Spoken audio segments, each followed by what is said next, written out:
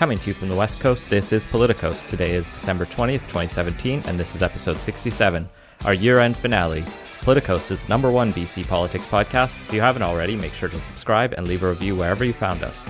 Follow us on Facebook and Twitter, where we're at PolitiCoastPod, and support the show at patreon.com/PolitiCoast. I'm Scott. And I'm Ian.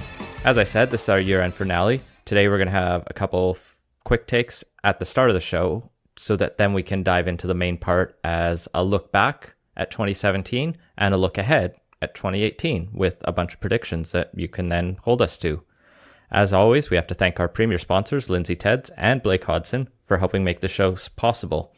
And since it's the year end, I think a big shout out to the 30 other people who give us money on a monthly basis, to everyone who listens to us, the few hundred to sometimes over 1,000 people who at least download the show. Whether or not they listen, we don't know. Thanks to everyone who follow us on Facebook and Twitter, and all the random people that we sort of have like Twitter friends now. There's definitely a like bcpoli circle of nerds like us, and that's great. And anyone else who's just lurking in the background enjoying the show. It wouldn't be possible without people listening to it. It'd be just us talking in the corner. Yeah, I've been quite happy with how things have progressed with the show, and big thanks to all of the listeners and the patrons who've made that possible. I would not have figured we would have kind of gotten to this level so quickly, and we have them to thank for it. Throwing off our usual format, we'll do our quick takes first.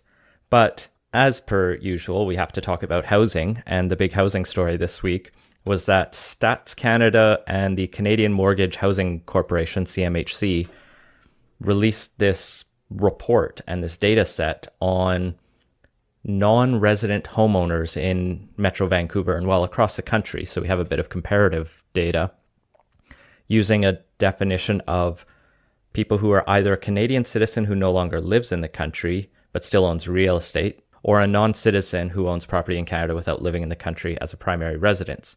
So it's a different definition than the foreign buyer's tax. So that creates a little bit of issue with how you sort of compare this data to what has been done in the past. But this is something that I know a lot of people have been looking for, to say, are the foreigners driving up real estate prices? As far as the kind of main headline numbers go, it's more or less in line with some of the other data we've seen. And the definition issue has been one of those things that pops up every time one of these surveys or reports comes out. But overall in Vancouver, a total of 4.8% of residential properties are considered to be owned by a non-resident, which is broadly in line with kind of the other stuff we've seen, which kind of pegs the foreign buyers number somewhere in the 5 to 10% of the market range. So this is broadly consistent with that. And when you break it down by type of residence, more condos, 7.9% in the city of Vancouver, are owned by non-residents versus only 3.2% of single-family homes. But what's great about this data set is there's just so much there, so you can start to use it as a Rorschach test to see literally whatever you want, depending on your biases. And that is exactly what happened, is basically everybody took this report and used it to confirm their pre-existing ideas. A bunch of people said, oh, yeah, it's 5%, not much of an issue.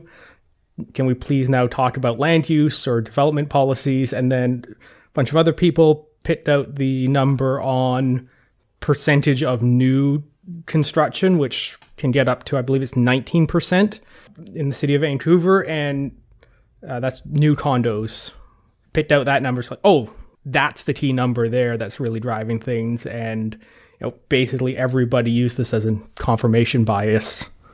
Yeah, that was one thing I saw Andy Yan pointing out in the province, was that new condo non-resident ownership number was 24% in Richmond and 23% in Coquitlam and 19% in Vancouver.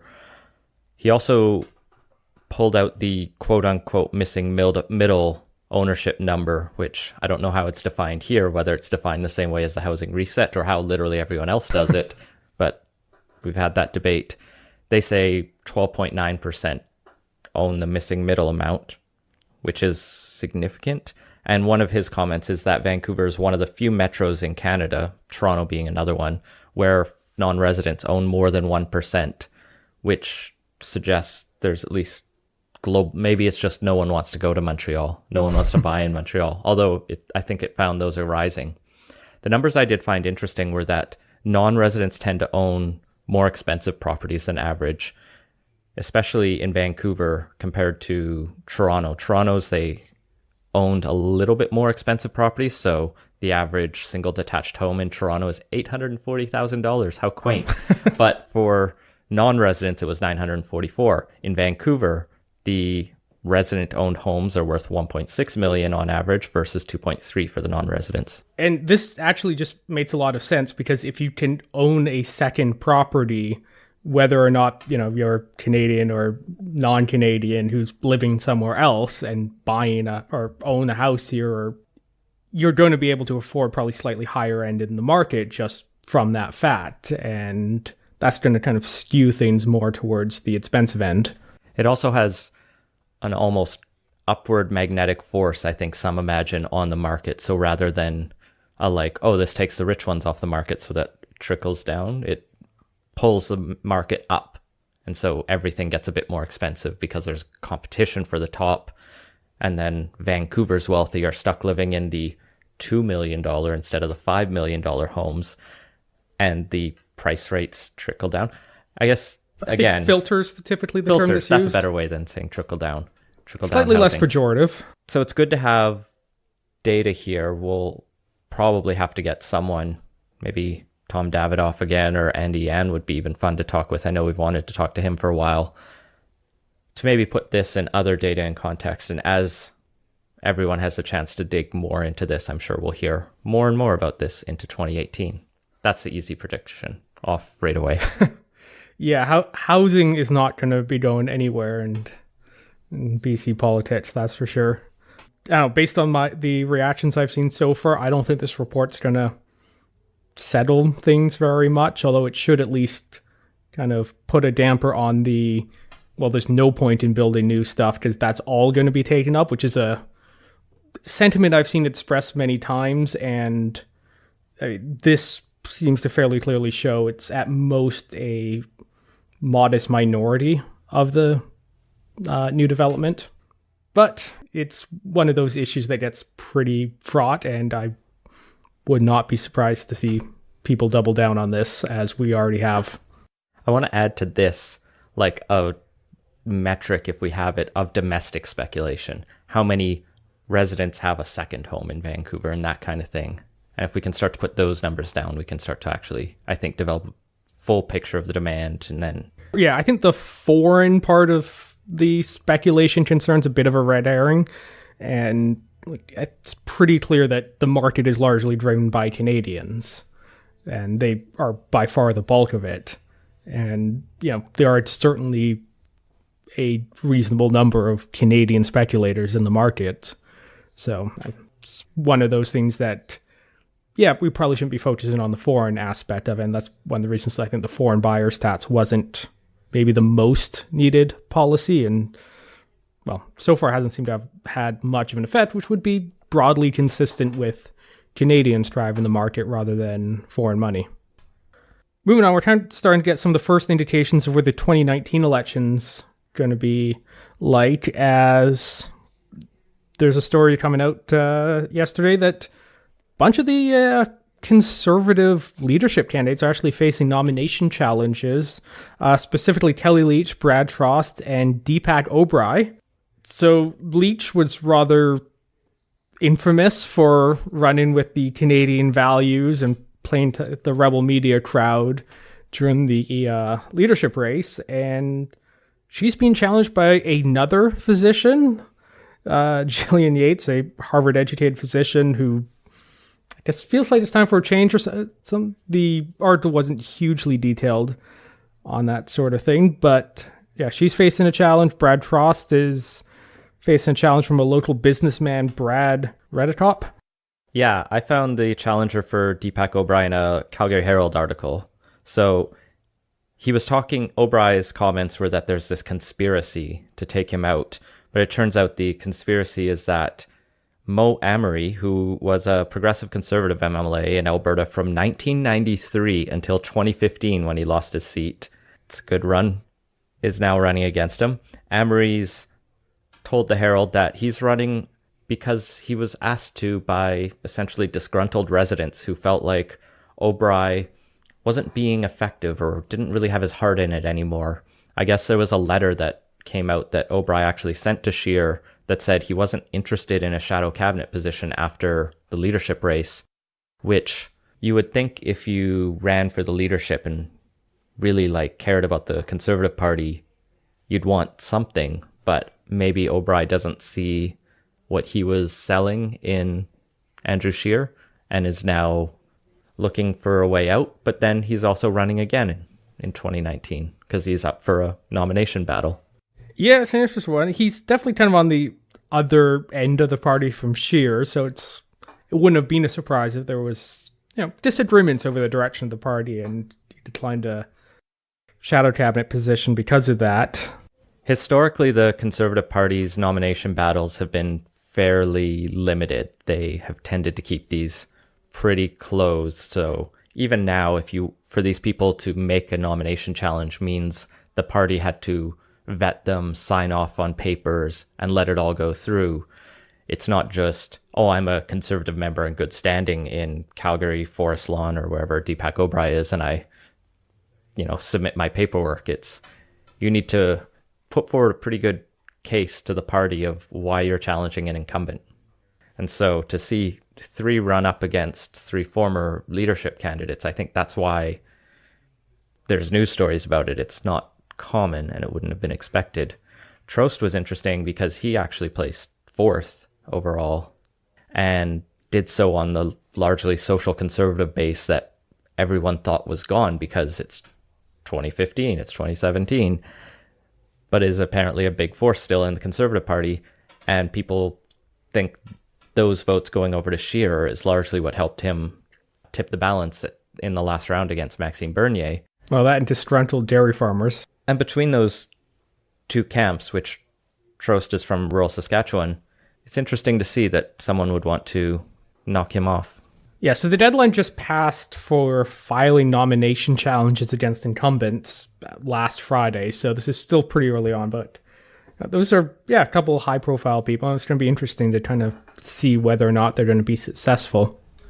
Well, and things got maybe a little bit easier for the Conservatives this week as the Ethics Commissioner, Mary Dawson, has ruled on a story we talked about, I think, in our first episode of this year, or second episode, about Justin Trudeau's Christmas vacation with the Aga Khan and his private islands. Dawson ruled that, that trip violated the Ethics Act and also a couple other trips he did with them and some private meetings. And you can't just really characterize the Aga Khan as just a good friend. Yeah, and that was kind of always the line of defense that was used as, I'm just visiting a family friend, no big deal, nothing to see here. It's completely irrelevant that he's registered to lobby the Canadian government and the Canadian government gives this organization a bunch of money.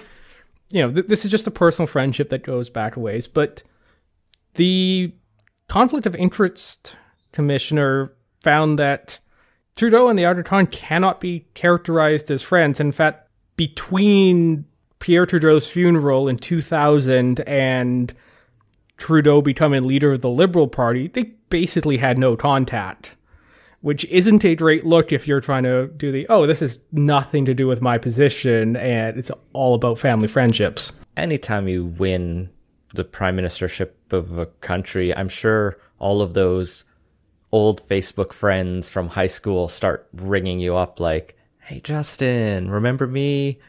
We smoke pot out behind the football field. We're totally good friends. Also, I have a private island and you should come down to it. And we totally aren't going to talk about my foundation that needs more money from the government. But this basically just plays further into the weakest point for the Liberals. Their narrative that always works against them is, they're corrupt, just in league with the billionaires and the Bay Street rich folk, and they just want to give handouts to their friends.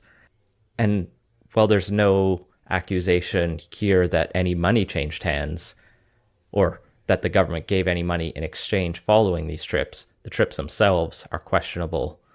And apparently were in violation. Yeah, so Mary Dawson, the commissioner, found that Trudeau had violated 4 provisions of the Act. And a couple of the key ones there are that a public office holder should arrange his or her private affairs in a manner to prevent the office from being in a conflict of interest, also appearing in a conflict of interest. And then there was the issue about flying on a private aircraft, which ministers of the Crown, ministers of state, or parliamentary secretaries and their families aren't allowed to do that without first clearing it, as well as he also violated the section of a public office holder shall recuse him or herself from any discussion, decision, debate, or vote, or any manner in which he or she would be in a conflict of interest. And I think that last point is perhaps the most damaging, because the helicopter thing is not a huge deal. Like, it's technically against the rules, but like, you can kind of dismiss as a more minor issue. But that last one about not recusing himself from decisions in which there is a conflict, I think, is the key one. So Trudeau did apologize for this. He said he was really sorry. He also promised to ask the ethics commissioner before taking any future Christmas trips, which almost, I mean, I read it and I didn't listen to his statements, but as I read it, it sounded a bit snide almost to me, like not as sincere or not as substantive of an apology as would be warranted when you are found to have broken multiple parts of a law, and a pretty important one at that. It has been a while since the trip. It's a bit frustrating probably for Trudeau that this is breaking right on Christmas Eve, essentially. Well, if right anything, after his if last anything, Christmas trip. it's actually a better time, I think, because it's the last week before Christmas. Almost no one is paying attention to it. I just find that it thematically fits, but I guess you're actually right. Yeah, the Conservatives are ready to go home and go to church, and the Liberals are ready to fly off to some other billionaire's island or something. So yeah, Trudeau is wisely not going to visit the Edgerton this year and staying in Canada. So it sounds like he's learned his lesson on this one, at least initially, but I think there's still some repercussions to be felt, and I expect we'll be hearing more about it in the new year. Well, moving into our year in review, hindsight is 2020.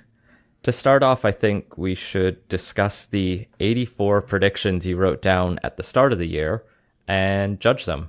We won't go line by line. We did that in a Google spreadsheet, and we can put a link to view that online to see how we scored it at least, and maybe we got a few wrong. But it was a bit tough as you decided to give every prediction a confidence interval. Yeah, so my inspiration from this was Scott Alexander at the Slate Star Codex blog, which is, by the way, definitely recommend. You should all be reading it. Yeah, every year does a series of sometimes over 100 predictions. So I restrained myself. And yeah, just them a confidence interval in which no prediction's ever going to be 100%. And yeah, the idea is you put 10 predictions at 90% confidence. You know, you should expect to get 9 of 10 of them right. Yeah, so threw out a bunch of them, and overall, it wasn't bad. Going through this, I think was overconfident in a few areas, and the 90% confidence ones I definitely overestimated. But yeah, so a few of the highlights. I thought that Last Jedi was going to sweep the box office, and surprisingly did not break a record. So we only have the opening weekend for that so far, and it was the second highest grossing opening weekend of any film after The Force Awakens. So it was close, and it could still, in the end, break that record, but for now we had to score it not. You were correct that electoral reform legislation didn't get through Parliament. If I wanted to be a jerk, I could say the BC Parliament did get through some legislation on a referendum, but I still gave you that point. Yeah, at the time, it did not look like it was going to be on the table in BC. Well, speaking of that, I mean, you said Clark would win the election with a lowish confidence, and did she? Like, how we didn't really say, we didn't define a win because it's usually pretty clear. Yeah, I definitely intended that as a Clark is going to retain power, which, yeah, that's clearly a miss, but it was a very close miss. She did win her seat, she did get more votes, and she did get more seats. Just not enough. Yeah. A few votes going the other way in the riding. In one or two ridings, I would have hit that one up. But yeah, I missed that one. But you did get who won the Conservative Party leadership race correct when you picked Scheer as having a better chance than Bernier. But you put Chong in third, which was... Yeah, that was definitely some enthusiasm on my part towards the person I wanted to win. And reality probably should have been ranked lower for sure. But yeah, I did think Scheer would kind of be that kind of gray man riding up the middle, which ultimately he was, to my disappointment. And I guess to many people's disappointment, Nathan Cullen not only did not win the NDP leadership race as you predicted, but did not even enter it. I don't know if either of us would have picked Jagmeet Singh from January or even really known his name that well. Yeah, I would just not have guessed that one, even if I knew Cullen wasn't going to run. In the UK, they did invoke Article 50. I think, again, optimistically, we both would have hoped not. Yeah, I'm going to chalk that one up to the optimism one. And Vancouver housing prices didn't drop now, did they? No, in fact, if anything, they continued their quite steady upwards climb. I think I tried to put a number in the sheet if they're like 14% year over year increase. Yeah, which I admittedly fell victim to the, come on, it can't go up any higher. This is ridiculous. But no, it kept going up. Guess on next year for that? Yeah, I think I'm going to change my prediction for next year, and I'll probably be over the holidays writing up another set. Maybe with this time slightly less confident on a few things. Well, and the final one you had on the list was the Canucks winning the Cup with 90% confidence, which you did admit was optimism, wild optimism. And they didn't. Or even make the playoffs. But overall, 55, I think we gave marks for, or about 67%. It's not bad for first go at this. We'll see if 2018 does any do better at it. I'll put something of my own in writing rather than just in audio format. Yeah, that was actually a suggestion we had, was to go back through the last year and any prediction we made on the show, go through it and rank it. But, well, I think we're both pretty busy to listen to 50 plus hours of audio to pull out the random predictions. Especially in the election night stuff. Yeah, not listening to that again. Yeah, maybe next year we'll actually track this stuff at the time. Let's move into a bit of the retrospective. And let's start locally. Vancouver's big story of the year, like it's been for the last several years, is just nonstop housing debates. And ultimately, I think culminating at the frustration at the by-election where the NPA knocked off a slew of challengers to get 28% of... 22, I believe it was. Of 11% turnout. Enough. And it's one of those years that when you look at municipal politics and go, what really happened? Besides just a bunch of there was a housing reset, but that's a policy document that's going to sort of simmer for another few years. Nothing's really changed at transit. Yeah, I think we'll actually see the stuff coming out late summer on that, just in time for the upcoming election. But yeah, housing, of course, dominated the local discussions. And yeah, the by-election was very clearly a pushback against an unpopular incumbent party, because Vision did not do well at all. They didn't even, get a podium finish on that one. We did, interestingly, I think, see the growth of the left parties in Vancouver with the collapse of Vision. They didn't ultimately win, but the number of votes that went to Jean Swanson, that went to Judy Graves, that even went to Pete Fry, if we want to put him there, but I don't think we do, but that went to almost alternative progressive parties in Vancouver, shows that same discontent, but just coming from a different angle than the Hector Bremner vote almost. And there's more of it. Now, what happens when more than 11% of the city shows up to vote? Maybe 25 or 30 will show up in the municipal election.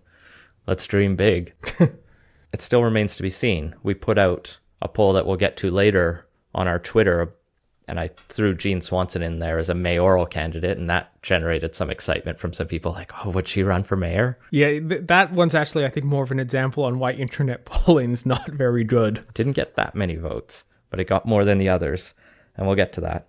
But it was the start of a polarization almost, I think, and probably the collapse of the Vision tent.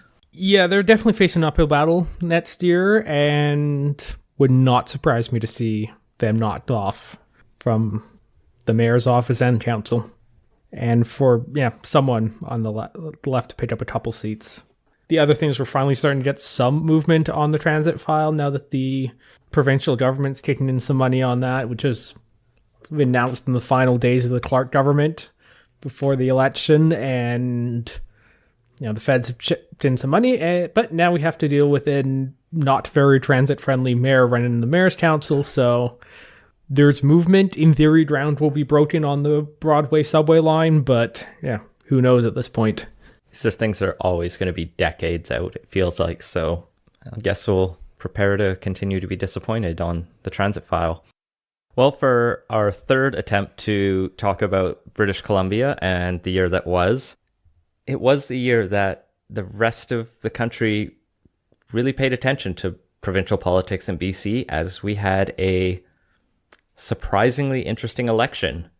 The year kicked off with kind of a lame duck session as Christy Clark counted down the days, I guess, until the election. She put forward a budget that was kind of uninspiring and lacked any big commitments or changes, and ran on the same kind of status quo-ism, I guess. Steady as she goes would probably be the more favorable way to put it. I like status quo-isms.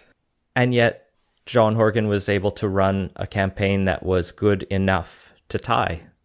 And because of that tie, roughly, statistically, we didn't have a clear winner in our election, and we got to spend a summer talking about all kinds of Westminster parliamentary errata.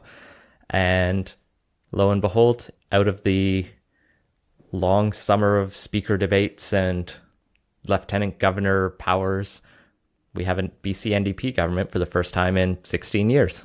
Yes, and they are, of course, supported by the BC Green Party in a supply and confidence agreement. So not a coalition, but there's an agreement to work on some common areas. 10 specific points were agreed upon, and they've already started in on a few of them. But the Greens are not actually part of the government, so they get to maintain their opposition status. And I think the Green Party's kind of coming up to be a much more of an influential force in BC politics. It's kind of the other story of the year besides the change in government and the kerfuffle over whether or not that was going to happen. I definitely agree with that. Whether the Greens can maintain and continue to grow, or whether they fly too close to the sun and burn out as a party, I think we will have to see in the next couple of years. But they've staked everything on electoral reform, and we'll get to that in the predictions round, I guess.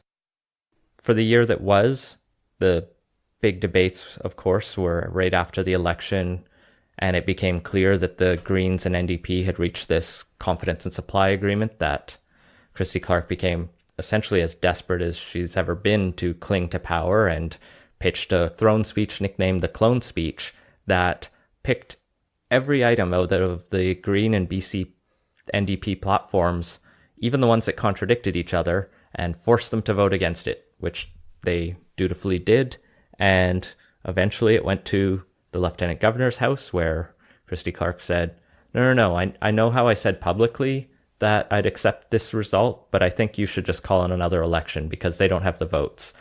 And the Governor General dismissed that advice, which was relatively unprecedented, not completely. There was kind of an understanding that immediately after an election, if there's a chance for another party to form government, you offer it to them. Yeah, and I agree with that one, but it's just the other tradition we have is the Lieutenant Governor and Governor General just does what the Premier or the Prime Minister asks, because we don't have a powerful monarchy. But it left for lots of debate about this kind of nonsense. And then the razor-thin vote margin became such an issue because, what happens when the NDP puts forward a speaker and then can't pass any votes?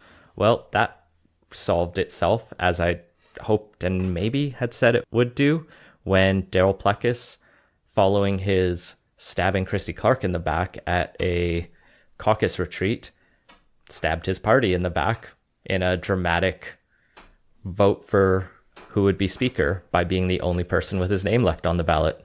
And that, of course, resulted in him getting unceremoniously booted from the BC Liberal Party over it. Something that, as we mentioned at the time, is unprecedented as far as we know. People who become speaker don't get kicked out of their party. And even in history, not a lot of MPs or MLAs generally get kicked out of their caucus. Especially for something like that, where it's just taking on a job in Parliament.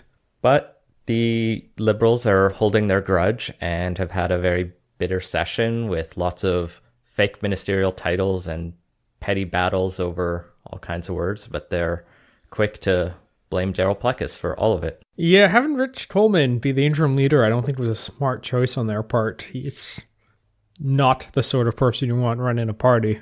But they had to find someone who didn't want to be involved in the race, and so I guess he drew the short straw, and now we're into a leadership race.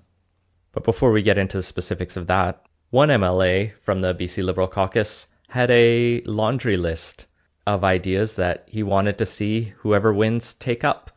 Most famously among them was Mount Rushmore, BC. Yeah, so Laura Throna's BC Liberal MLA for Chilliwack Hope came out with a 65-point list of things the BC Liberal Party should do, and these are policy ideas for the leadership candidates. It's a lot of kind of fairly typical stuff, continue Site C. Some of the more radical departures would be stuff like eliminating the corporate income tax. And, of course, the headline grabber was, we should carve up a mountain. We need more public art, and we could sell the rocks. What's the downside of this idea? Like, if we had something you could park RVs on top of, it'd just be great. But seriously, we mocked this at the time, and it was one of the highlights of the year in terms of just absurd news stories besides license plate battles in Alberta and Saskatchewan. And it just led to all kinds of speculation, like, what do you carve into the mountain? Do you carve Christy Clark's face for the fun that was this year? I think his initial idea was like a globe held up by hands reaching out, but I think he admitted he wasn't much of an artist or sculptor himself, so... Sadly, I don't think any candidates have taken this specific platform pledge up yet. Sadly, no one seems to really want to run on the carve faces into mountains platform. So none of them get the PolitiCoast endorsement. But moving into the candidates themselves, the best place to probably start is to actually go to the Wikipedia page, British Columbia Liberal Party Leadership Election 2018, which we'll throw a link to in the show notes, because someone or a number of people are keeping that very up to date with all of the endorsements, proposals, and information you would need to make a relatively informed decision, which you should actually decide to do pretty quickly, because if you want to vote in this election, you need to sign up by December 29th. Also, if you want to run, you can also still sign up by December 29th. Although at this point, we're not likely to see any late entries. And then the voting period is going to happen between Thursday, February 1st and Saturday, February 3rd, at which point they'll announce the winner because they're doing all the voting online or by phone. So it'll be pretty quick to count up those votes. Yeah, and this was a change from their original idea, which was do it at the same time as the Super Bowl, which they wisely decided to change course on. So do take a look at it and get involved if you're interested at all. One of the best ways you can make a difference in democracy in Canada is to get involved in a leadership race, because these are the people who would become premier or prime minister or have a very good shot at it. Yeah, versus your local MLA and getting to vote for them once every 4 years. Especially if you're in a safe seat, which isn't going to change at all. So right now running, still in the race at least, are Michael DeYoung, Michael Lee, Todd Stone, Sam Sullivan, Diane Watson, Andrew Wilkinson. Mike Bernier dropped out fairly early or a couple months ago. I like to say it's because there are too many Mikes in the race. I think he realized his chances weren't too strong given the other people in the field. And Lucy Sager, a businesswoman from the interior, also dropped out, probably because she also realized she didn't have much of a shot at winning. So far, the race seems to be coming down to, at least from what I hear on Twitter, because there isn't great polling out there on this. Literally none, which is weird. Maybe we'll see an Insights West poll in the new year. If you're listening, Mario, do a poll. Alternatively, patrons. We can really boost our Patreon numbers. We may be commissioning polls. We could probably run a Google survey for like $500 or something. Patreon goal. New Patreon goals. We're going to commission polls. The wisdom of the crowd right now seems to be that Todd Stone, Andrew Wilkinson, and maybe Mike DeYoung are in the front runner category, with Michael Lee sort of nipping at the dark horse tail. But the real almost surprise disappointment so far has been Diane Watts. Yeah, so up until recently, she was actually a conservative MP for South Surrey White Rock, which listeners of the podcast will remember just had a by-election, and that was because Diane Watts resigned her seat so she could run for BC Liberal leader, and that decision cost the Conservatives the seat, and from the looks of it, it's going to be all for naught because her campaign has largely fallen flat. Well, Watts was a popular mayor in Surrey, but one theory I'm hearing is being a successful mayor outside of Vancouver or Toronto, where you actually have to compete, isn't actually that hard. Like, if you're a moderately decent politician, you can win that and probably be successful at it for a while. But then once you get to the federal or the head of the provincial stage, you're at a much higher caliber, and to keep up, you need to have more skills than just being able to beat, I don't know, like there was a candidate for the mayor of Burnaby who wanted to ban kissing in public. This is the competition you're in those ranges, versus here are serious politicians with teams behind them. Yeah, it's probably also worth pointing out that Sam Sullivan, the other person most well known for being a mayor in this race, hasn't seemed to be doing that well either. So while all of the candidates have put out various policies, there's kind of been a few themes that have run through this that they all are largely coalescing around. And that largely being they need to recover the lost ground in the lower mainland, and maybe their neglect of the transit system was part of that, but a lot of them have proposed various transit policies on it. They all seem to agree they need to recapture the suburban and urban vote. And the other thing they all seem to agree on is that changing the electoral system, which the Liberal Party tried to do less than a decade ago, is a terrible idea and should be fought tooth and nail.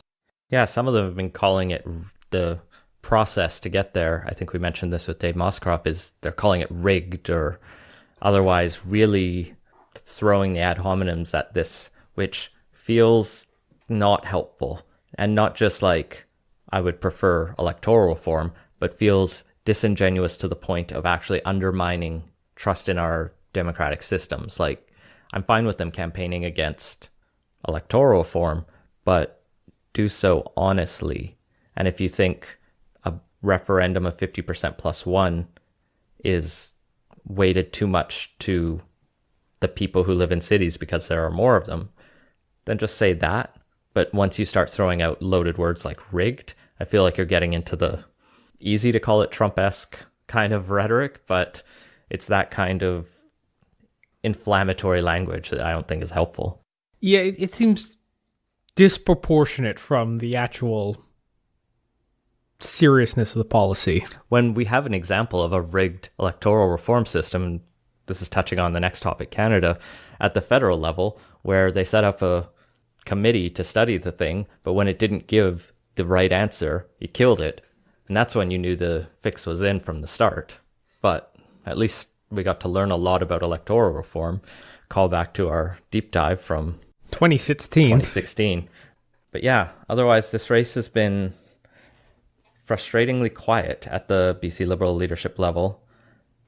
There's been a couple interesting news stories recently. There was I guess at the end of November, a group called Social Media ROI, which I can't find anything out about because when you Google social media ROI, you find all kinds of marketing nonsense because ROI is just return on investment. So, which you think a company branding itself as social media ROI should know about, but it seems like they have a pretty terrible ROI about social media. Well, they tried to do a scoring of the race based on media exposure, keywords mentioning each candidate, whether the candidates were using positive or negative words about each other, and just how engaged their supporters were on social media.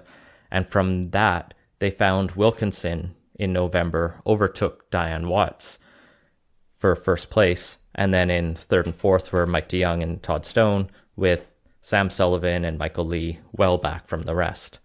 Whether that translates to literally anything, it's hard to say. Sometimes these people can be great at generating controversy on the internet and getting followers, but then not translating that to votes or members.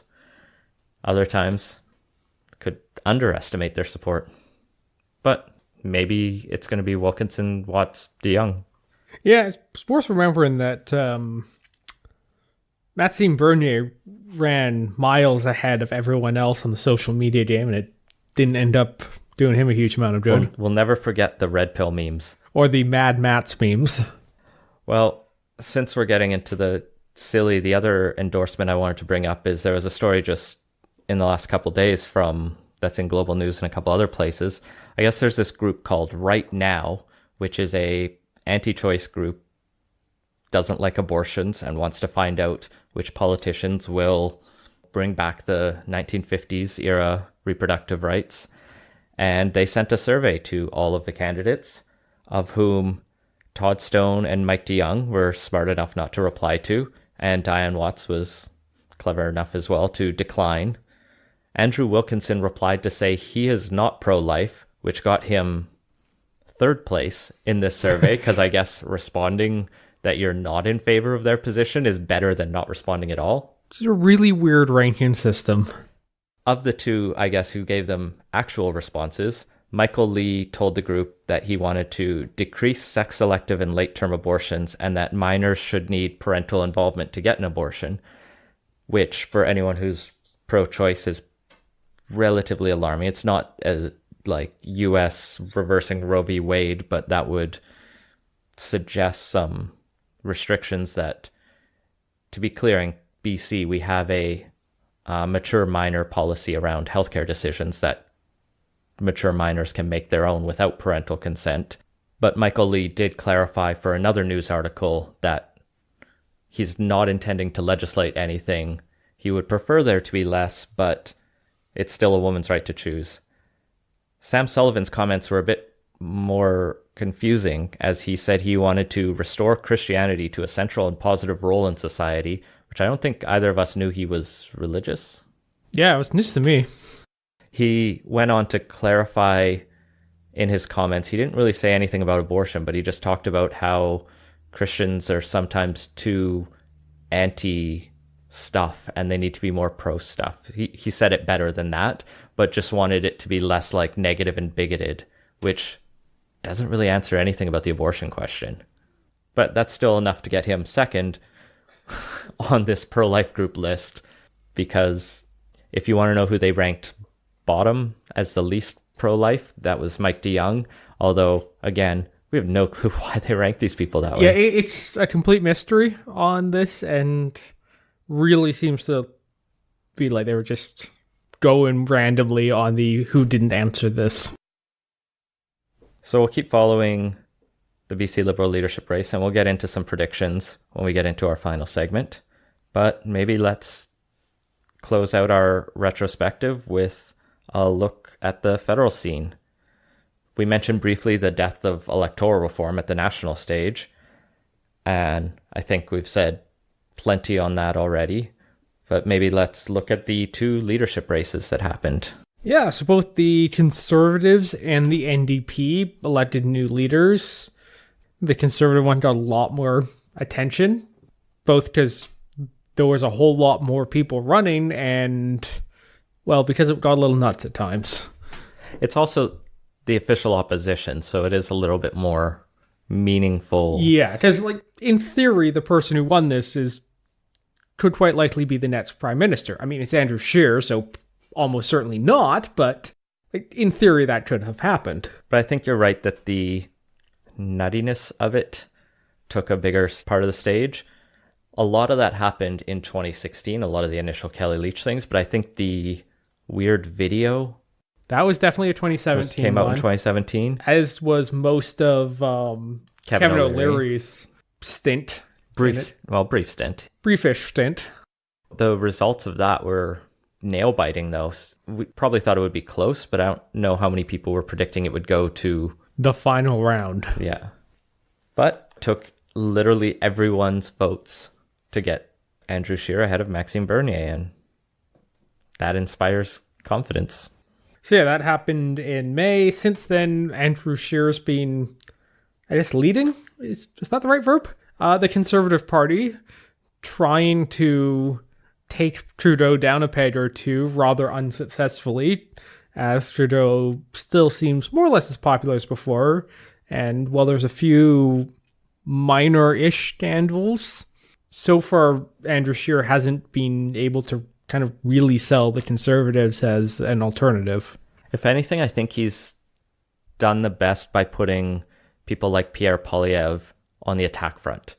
So Poilievre was not many people's favorite minister when he was in the Harper cabinet, and a lot of people really hated him because he's basically an attack dog. But he works really well in the opposition, because then all he gets to do is hate on Liberals, and that's apparently why the man exists. So he's running to town with that, and when it comes to going after Bill Morneau, you have Poilievre to actually make that case. When it comes to building a platform and presenting an alternative, that's where they might run into problems. But there's been a couple good choices for the Conservatives in terms of, leading with your strengths and putting people in the right positions, I guess. Yeah, and their shadow cabinet, has a few slightly questionable decisions, and like a lot of people raised an eyebrow at Pierre Poilievre being made finance critic, although since the Morneau scandals broke, actually turned out to probably be a fairly decent call on that one, which I think was more good luck than strategic thinking. Well, there's a certain amount that goes into filing all of the FOIs and doing all of the questions that you can do as an opposition, and just hounding an issue until you can generate headline after headline on the same issue. So they've done that work to their credit. Yeah, and that's been good. Aaron O'Toole, I think, has done a pretty good job in the foreign affairs role. And yeah, so there's definitely a few things going on there, which is working for them. But I don't know, overall, I don't think they've really kind of given people a reason to support them rather than a reason not to support Trudeau.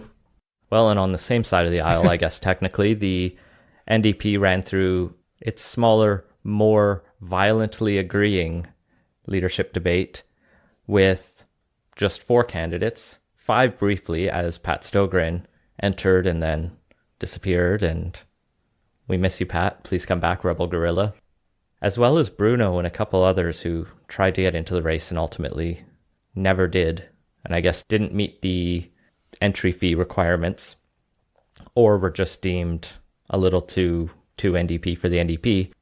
But in the end, we got Jagmeet Singh winning decisively on a first-round ballot, which I don't think many people were expecting. There was some thought that Charlie Angus could pull through. There was never really a clear front-runner.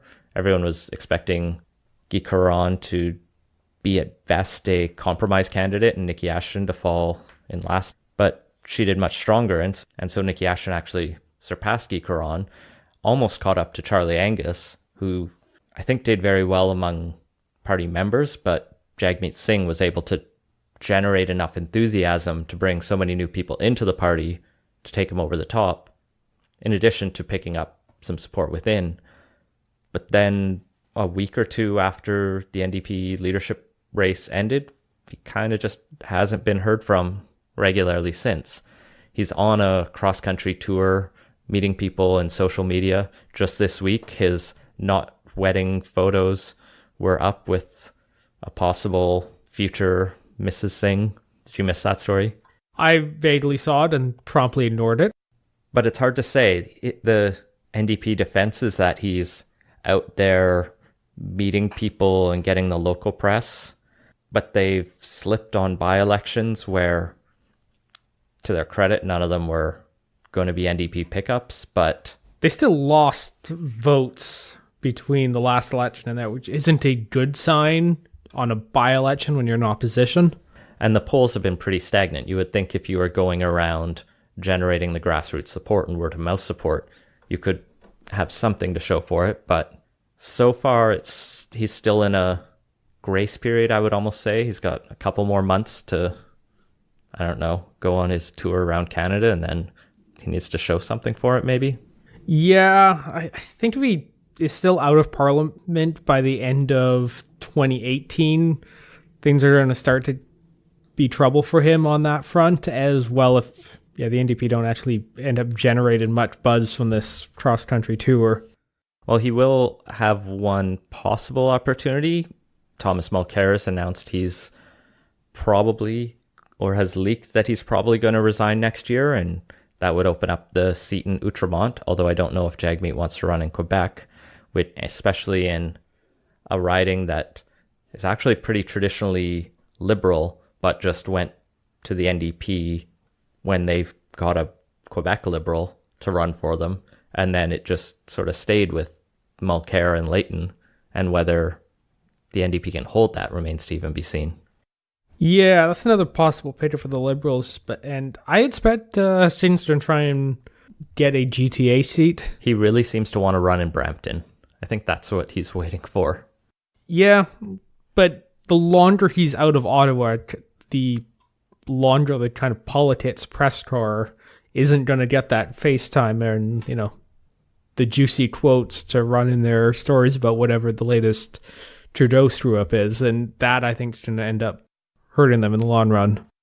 So despite weakness on the Conservative bench and weakness on the NDP bench, the Liberals still haven't really skyrocketed this year. They've held a pretty steady lead in the polls. They haven't really gone up. They've maybe gone down a little bit at times with the Bill Morneau scandals that are still ongoing. They hurt early in the year when they dropped electoral reform, but it's not clear that had a big effect in the polls. I think the people who were going to be angry about electoral reform getting canned, probably all 5 of them that were supporting the Liberals before have dropped their support, but everyone else has more or less moved on. And beyond that, one of the things I've noticed is there just hasn't been a ton of legislative progress in the Liberal Party or the Liberal government. A lot of things seem to be stuck at first or second reading. Bills are still sort of chugging along. Some major pieces of legislation haven't passed through the Senate yet, and so if they hit a prorogue button over the Christmas break, that would throw it all back to first draft again. And I get that they don't want to invoke closure and be seen to do all of the things the Harper government did that they criticized them for, but at some point you do need to actually learn how to navigate bills through Parliament. This is one of the problems they had in 2016 with the whole assisted dying and the motion 6, I think it was, where they tried to rewrite the rules of the House without the other parties agreeing, and that blew up in their face. This was Elbowgate, which luckily we didn't have a repeat of. Man, 2016 was bad. But you just have all these bills not moving quickly, and then you go, what do they have to show for being in government for over 2 years now? Yeah, they hit a few things early on, did the child benefit, the assisted dying stuff, but largely feels like they've been treading water, with the exception maybe moving cannabis and a couple other things forward. But yeah, overall, it's just not a huge amount of wins Trudeau can chalk up. And so far, his biggest 2017 success is in the category of not being Donald Trump. Which he'll be able to run that for a while. And even if Donald Trump's gone, he won't be Mike Pence, which is just a different kind of evil. So the Liberals always have that. And finally, we're going to move on to our predictions for what's going to happen in 2018. So starting off at the federal level, I guess, I think Bill Martineau, who's gotten quite a bit of heat in the last couple months for a couple different issues, from French villas to the Morneau Chappelle stuff, I think that's probably gonna end up with him leaving cabinet. I know I predicted this when stuff was near the peak of the fan in September or October, assuming it was quite readily about to happen.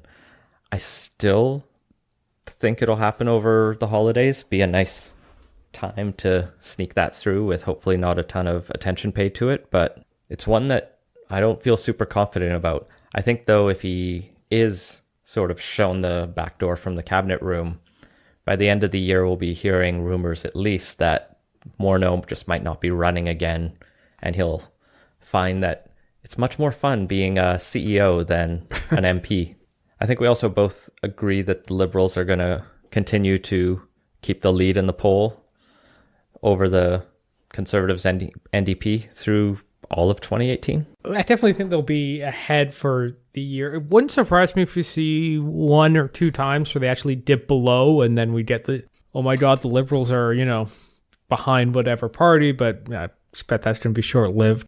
And I think we both did a little prediction just there in the last segment that the Liberals might actually win the Outremont by-election after Mulcair steps down, since they seem to be picking up steam in Quebec and across the country. Yeah, I think that's a likely pickup on their part.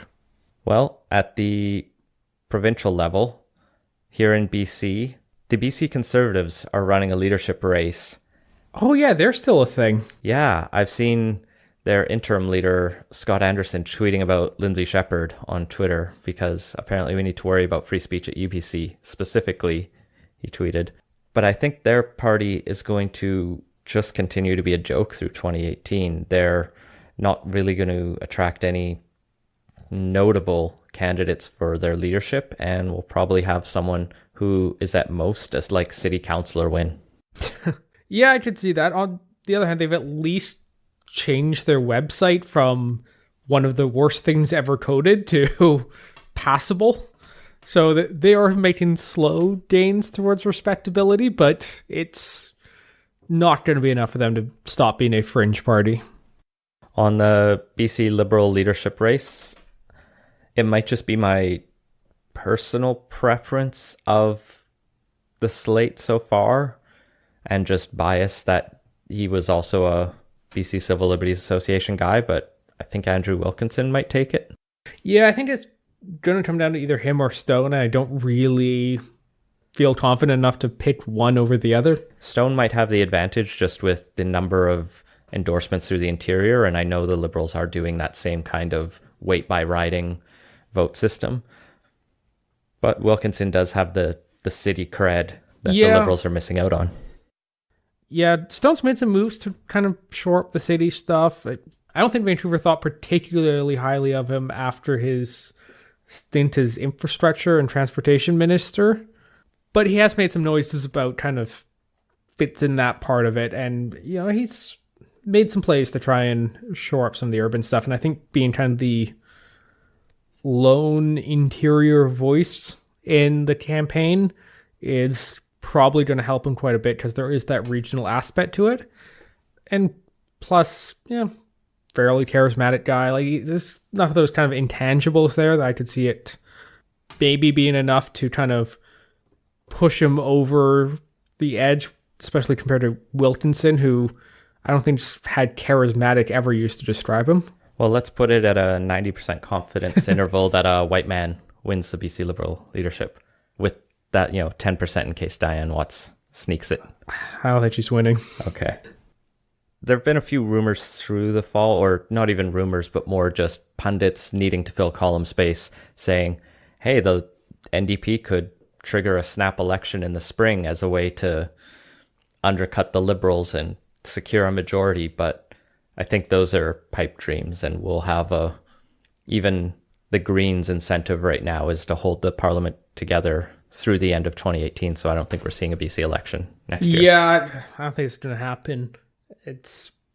I think that would be just a dumb play on the NDP's part to trigger a snap election, because it'd be less year or so, maybe a little less since the previous election, and Canadians generally don't look at parties calling elections so soon after so very fondly. And the NDP doesn't have a huge track record of winning BC elections. Yeah, that's the other thing, is they don't actually generally do all that well electorally, so there isn't a great incentive to make a high stakes bet on being able to win a snap election, especially since with the current seat count, it's just as likely the Liberals pick up a few seats and then form government. I think there's a higher chance, while we're speaking of elections, that the UK triggers a snap election, although their rules are really weird with their fixed election date. You need like 2/3 vote or something? 2/3 of the House, to vote to trigger an election, or you need to lose a confidence vote, which the Brexit deal might be now, because enough MPs broke ranks with the Conservatives in a awesome vote to force Parliament to have a say over the final deal. Whether the Conservatives are going to still have a spine at that point remains to be seen. But I think what has to happen after a confidence vote is lost is the opposition gets a chance to form government, but the numbers just aren't there in the UK for a Corbyn government to happen. But I'm always going to follow UK politics since I get to keep voting in them. But you think something's going to happen in Ontario? Yeah, I think Canada's least popular premier is not going to win re-election. As Ontarians go to the poll next year, I'm fairly confident Patrick Brown is going to come out ahead. Of course, it is the Ontario PCs, and they seem to have this miraculous ability to snatch defeat from the jaws of victory. It's incredible. They've blown so many elections that I kind of wouldn't be surprised if the win machine can, just eke it out. Like, it goes to show you how badly they do that. Kathleen Wynne was very unpopular before the last election, and the PC screwed up so badly, the Liberals went from a minority to a majority. But so far, Brown seems to be trying to learn from all of the past mistakes and go for electable over ideological or any. And I could see that being enough where they can eke out a win against, Canada's least popular premier. And the Liberals are long in the tooth there. They've basically been running Ontario politics nearly as long as the BC Liberals were running the show here, and similar sort of deal where, a whole bunch of scandals and whatnot accumulate, and they well past their best before date.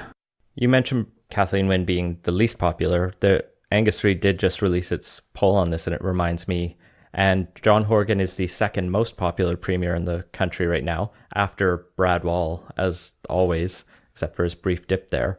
But it makes me realize Wall, I think, is retiring next year, or very soon, and that could mean Horgan becomes the most popular premier in Canada. But I'm not sure how long that will last. It seems like very few people can hold that level of endearment with their voting population for too long. Yeah, I suspect the Site C is going to come back and kind of take some of the wind out of his sails on that one, and there's probably going to be another unpopular decision made fairly soon that's going to do the same sort of thing. Not sure what that is yet, but I'm sure there will be some bloc disappointed from what's going to come out of the budget. I think the Site C stuff is going to be mostly not blown over, but a lot of it's going to kind of be over after Christmas, and then the focus is just going to be entirely on Kinder Morgan, which he's going to fight. And even if it gets built, which I'm kind of feeling like at this point, Kinder Morgan might just throw in the towel after a little bit longer. Yeah, I see it more as a case of, the shine's coming off him, and he's not the thing that really moves things very much, but it's going to be the start of, the end of the honeymoon period, and where the other things that inevitably result in people getting disappointed because, that's just the nature of governing, are going to maybe take their toll. Here at the municipal level, we have a series of elections happening in October. I think it's still such a toss-up. I could see Gregor Robertson just eking out a win for the mayoralship here in Vancouver, but Vision losing control of council in a very tight three-way race for mayor, and enough go with the devil they know, but then pick all his adversaries to fill council. Vision is definitely having a lot of problems and are, I think, also past their best before date, and the housing issue has really taken its toll, and they've been running things here since 2008, and the housing situation's gotten worse and worse, and I get the sense that Vancouverites are effectively fed up, and now it comes down to a question of who gets to fill that role, and I think this is probably going to be the NPA's election to lose. They're kind of the other main party that generally runs the show here when it's not Vision or their predecessor, I guess, Cope before the split. So I see this being the NPA's election to lose, but it's really in part going to come down to who they end up running. And so far, none of the names put forward for mayor have been particularly inspiring, particularly way on of the CPC Jesus fame. Wouldn't surprise me if the Greens pick up a second seat here. I could see Pete Fry running again and having some success there. And if they're clever and don't run a mayoral candidate, but run a large school board contingent, a large parks board, I could actually see the Greens taking school board and parks board and a handful, 2 or 3 even, council seats based on how well they did. I think it might be a mistake for them to run a mayor, or maybe it's a good way to make sure they have the profile. But I should see Carr being ambitious enough for her to go for it. Should sacrifice her seat then, because I don't see the Greens winning the mayoralship. The only other predictions I'll throw out there, which are probably easy picks, are that this free speech ongoing debate continues, and it's going to continue to be exhausting and trivial, especially on Twitter. But to be more specific, we're going to see the Lindsay Shepherd, Jordan Peterson free speech tour, I bet, which will probably be at mostly Conservative Party campus student groups. And I wouldn't be surprised if at least one university shuts it down or cancels it due to security concerns or something like that. And that becomes something that would blow up for sure. That everybody debates for 3 weeks until the next stupid thing happens. And related to that, I think we will see some kind of major white supremacist rally, not a Charlottesville type clash, but maybe that's too easy to again. We've already seen things happen in Quebec, including the mosque shooting that was at the start of this year. But 2018 can't be that much better than 2017. So we asked our listeners on Twitter to weigh in on what they thought of a few kind of questions and what their expectations are for the next year. So we put a bunch of Twitter polls asking about whether or not the electoral reform referendum is going to pass. 2/3 said it would, which is, I think, very optimistic on that one. And I imagine it's been the opposite to happen. There were 56 voters on that. And like any online poll, these are completely meaningless, but just kind of fun. I voted pass. I saw one person, Bob Warwick at Warwick, actually tweeted us that the referendum would pass with 60% plus on the yes side. I'm nowhere near that optimistic. I think if anything, we're going to see like a 52 to 54% kind of victory, which then becomes very tough to act on. We asked about the BC Liberal leadership race, which frustratingly for a long period of time today was tied, or almost a 3-way tie even. We got 46 votes there, with 35% going to Todd Stone and 30% going to Wilkinson. DeYoung got 22% and Sullivan got 13%. I could only fit 4 names in there, and so I cut Michael Lee and Diane Watts just as... Seriously, Twitter, what that, like, we can do threads now, we can do 280 characters, you can't add a 5th or a 6th poll option? Someone was pointing out we should have done brackets, but again, we threw these together like this morning at 11, so we only had a few hours to run them. For the next mayor of Vancouver, I put Gregor Robertson, the NPA candidate, because they don't have one yet, Jean Swanson, why not, or just other. And other was doing all right this morning, and it seemed interesting, and then suddenly now we have 81 votes on that. It was our most popular poll, and Jean Swanson got 42% of the vote. So how do you feel about Mayor Swanson next year? I think that would probably be a disaster. Rent freeze and mansion tax. Yeah, that's not what we need. So yeah, I think that says more about the people who followed us on Twitter or picked up your retweet of the poll than anything else. I was actually surprised that Vancouver Politics got the most responses out of this. Yeah. I thought for sure BC Politics would come out ahead on that one. I think none were as captivating, like the BC Liberal leadership. None of the candidates picked it up. It was only there. I didn't tag them, which probably would have been more fun. The mayoral, if you don't trust the Swanson numbers, she may not even run for mayor. She may just run for council, having a better shot there.